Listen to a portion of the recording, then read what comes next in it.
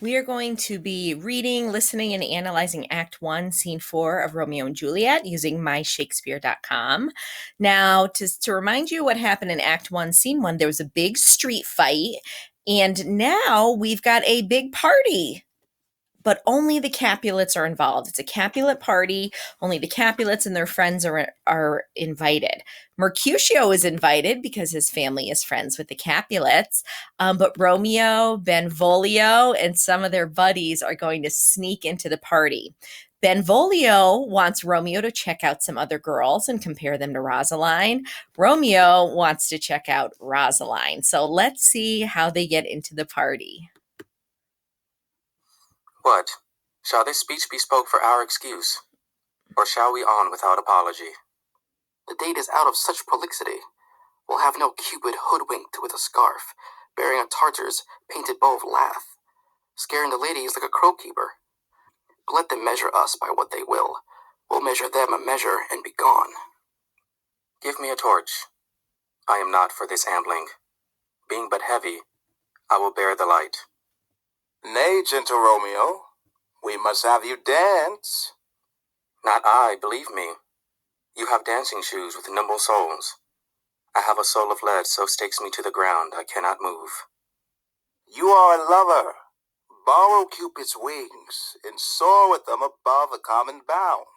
So we see Romeo is still in a depressed mood. He's upset over Rosaline rejecting him, but they are going to go on to the party. It is a masquerade or a mask where they literally wear masks and they hide their faces. So it's going to be really convenient for Romeo and Benvolio, the two Montagues, to sneak into the party.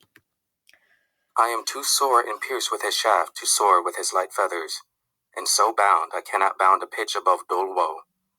Under love's heavy burden do I sink.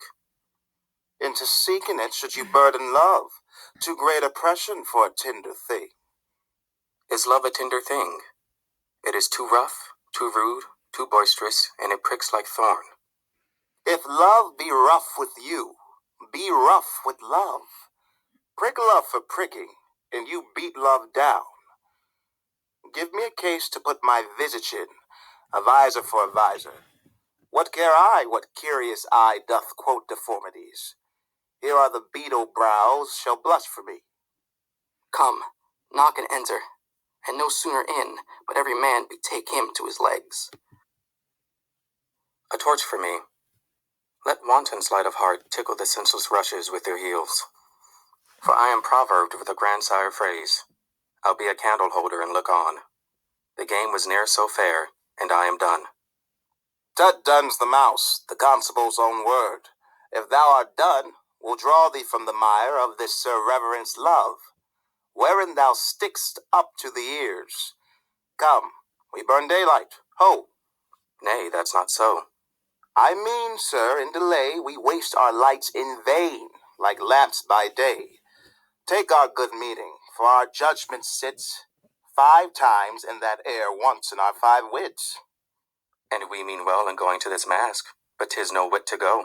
Why, may one ask? I dreamt a dream tonight. And so did I.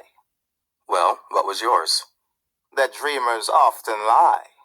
In bed asleep, while they do dream things true. Oh, then I see Queen Mab hath been with you. Now, this is a pretty famous soliloquy here. It's a famous speech by Mercutio about Queen Mab, and he's going to talk about this little tiny fairy who comes and brings dreams to people. So let's listen along to Mercutio's speech. She is the fairy's midwife, and she comes in shape no bigger than an agate stone on the forefinger of an alderman, drawn with a team of little atomies over men's noses as they lie asleep. Her wagon spokes made of long spinner's legs, the cover of the wings of grasshoppers, her traces of the smallest spider web, her collars of the moonshine's watery beams, her whip of cricket's bone, the lash of film, her wagoner a small gray-coated gnat, not half so big as a round little worm pricked from the lazy finger of a maid. Her chariot is an empty hazelnut, made by the joiner squirrel or old grub, time out of mind the fairy's coachmakers. And in this state she gallops night by night through lovers' brains, and then they dream of love, or courtiers' knees that dream on curtsy straight, or lawyers' fingers who straight dream on fees, or a lady's lips who straight on kisses dream, which off the angry mab with blisters plagues, because their breaths with sweet meats tainted are. Sometimes she gallops o'er courtier's nose, and then dreams he of smelling out a suit. And sometime comes she with a tied pig's tail, tickling a parson's nose as he lies asleep. Then he dreams of another benefice. Sometimes she driveth o'er a soldier's neck, and then dreams he of cutting foreign throats, of breaches, ambuscados, Spanish blades, of health's 5 fathom deep.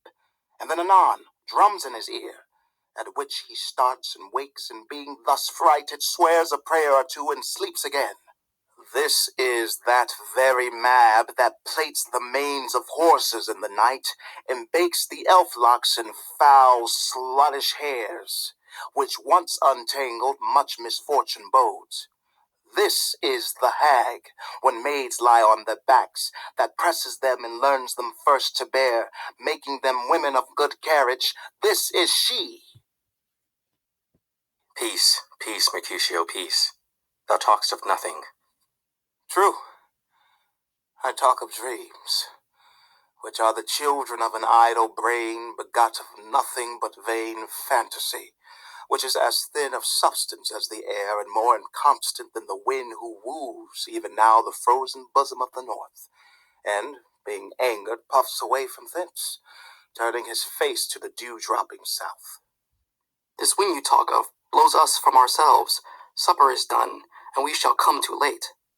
I fear too early, for my mind misgives some consequence, yet hanging in the stars shall bitterly begin his fearful date with this night's revels, and expire the term of a despised life closed in my breast by some vile forfeit of untimely death. But he that hath the steerage of my course direct my sail.